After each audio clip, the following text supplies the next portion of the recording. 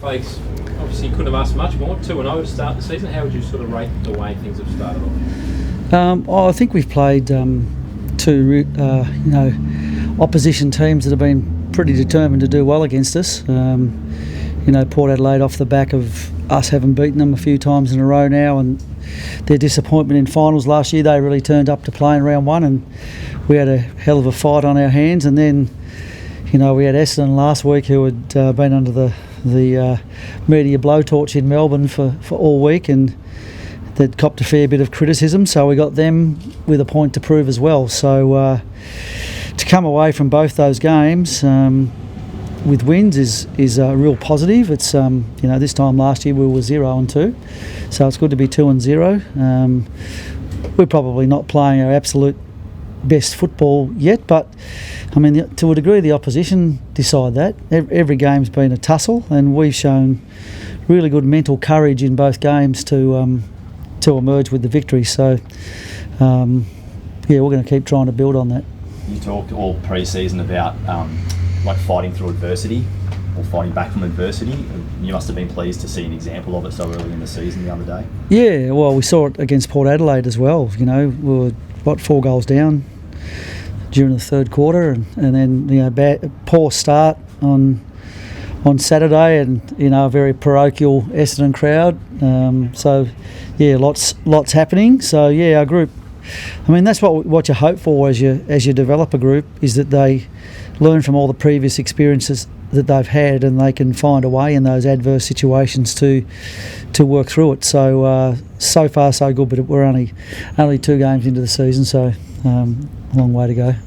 So Jared Berry obviously had a role the other day, or he got given a role during the match. Is that something you'd look to do more regularly, or is it just a break in case of emergency sort of situation? No, look, we one of the other things we've worked on this year, I guess, is trying to have a few more levers to pull in games when things aren't going so well.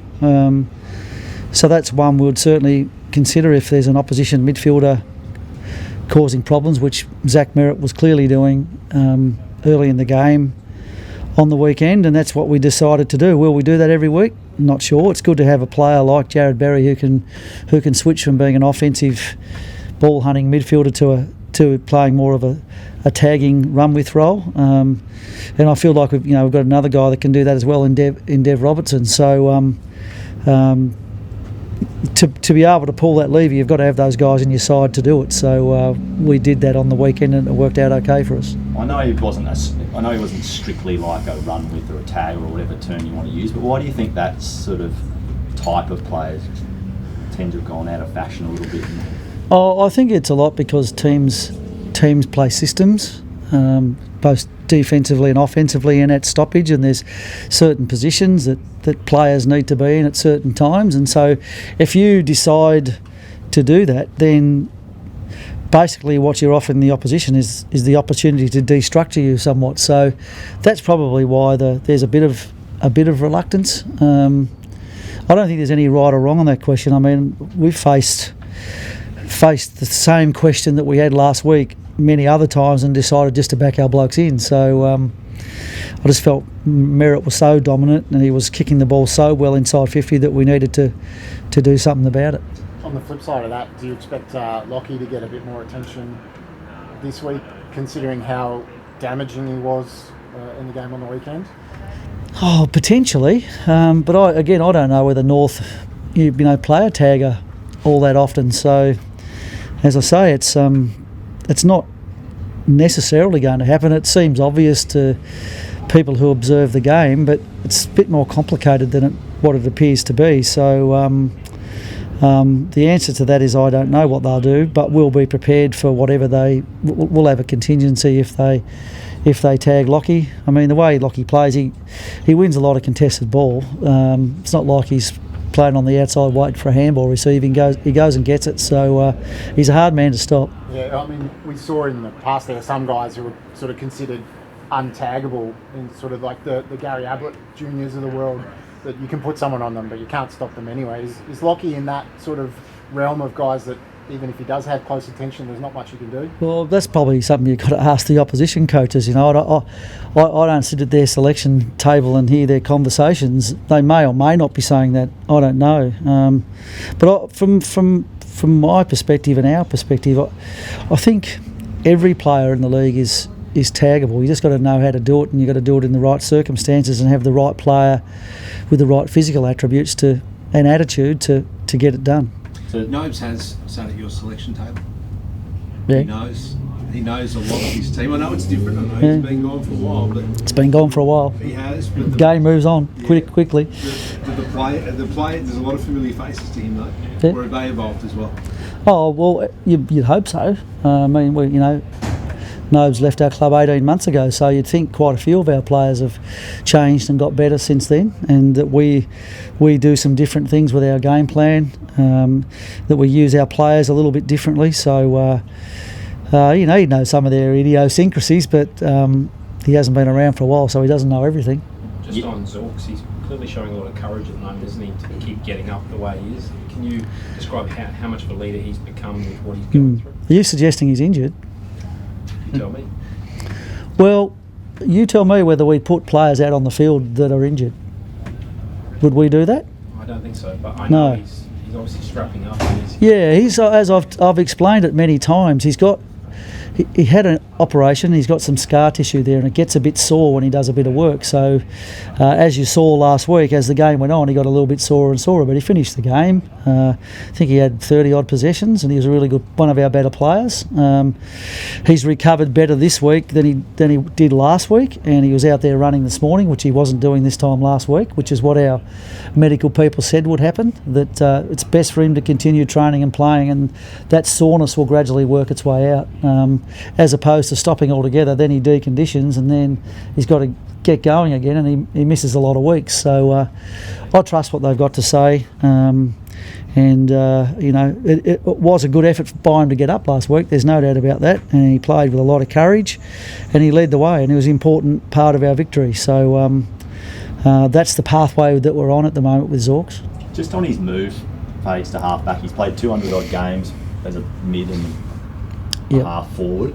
What were the conversations like, or how did they arise, I guess, in the first place for you to suggest that, hey Dane, I know you're a best and fairest winner 5 times, but we want to move you to half-back?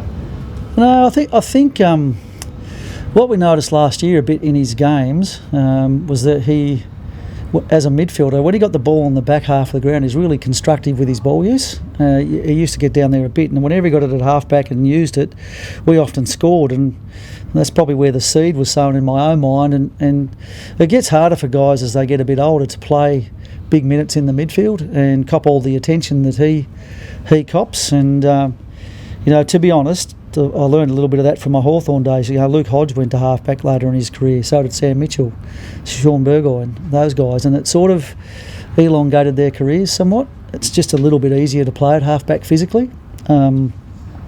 And if you're an intelligent player and a good ball user like he is, a role back there fits pretty well. It's not to say that we won't use him in the midfield or up forward. We know we've got that option, but for now, that's where he'll play. It was that second quarter on the weekend where he got a lot of the ball and he was distributing it, and all of your attacks seemed to be coming from him. Is that exactly what you were hoping from him in that quarter particularly? That's what we're hoping from him full stop, I guess. Unfortunately, because of he's had a bit of an injury interrupted pre-season, particularly when we started playing our practice games. That's when he had his surgery. He didn't get too many opportunities to actually practice playing there. I think he might have had half a practice match, and that was it. So he had some of the game last week and obviously the game this week, and you can see with each time that he's played there, he's feeling a little bit more comfortable in the role, and he's getting better defensively as well, and understanding all the systems that they've got in place down there. Mitch Rye slot straight back in? Oh, it's Tuesday. We haven't done selection yet, so he'd be a good chance too. He played a reasonable game against Port Adelaide, and he trained well this morning, and he's fit and fresh, haven't had a week off, so when he's got all that energy, you might be a little bit of a fool to waste it. How far away is Kitty in Coleman? He looks like he's moving well. Yeah, he's moving well. I know that doesn't always equate with playing. Well, I mean, I think when he first got injured, we said it was going to be 8 to 10 weeks, but I know our medical staff go on the symptoms and how he's moving more than they do on the scans. And so what I would say right now is probably ahead of schedule. He's running really well. Starting to do some skill work. He looks quite good. So we won't rush him, but yeah, I think he's ahead of schedule.